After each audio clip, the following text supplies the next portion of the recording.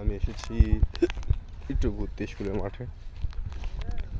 এটা আমাদের স্কুল।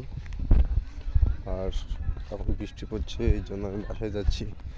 আর ওইদিকে গাছ আছে, বড়ই গাছ এবং পাকুড় গাছ।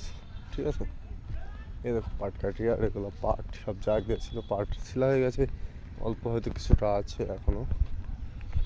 আর এটা ওই সাইডটা বর্ডার আমাদের। হ্যাঁ, এটা বর্ডারের সীমান্ত, বর্ডারের দিকে আছি। আর আমি এখন হাইডে উঠছি যে এখান দিয়ে চেকপোস্ট হবে আমাদের ইন্ডিয়ান অ্যান্ড বাংলাদেশ। এখান দিয়ে চেকপোস্টার হবে, ঠিক আছে। এটা চেকপোস্টার হবে এখান দিয়ে। এই যে রোড বানানো হয়েছে। এই মোমেন্টে আমি যাচ্ছি গ্রামের দিকে, বৃষ্টি হচ্ছে তাই।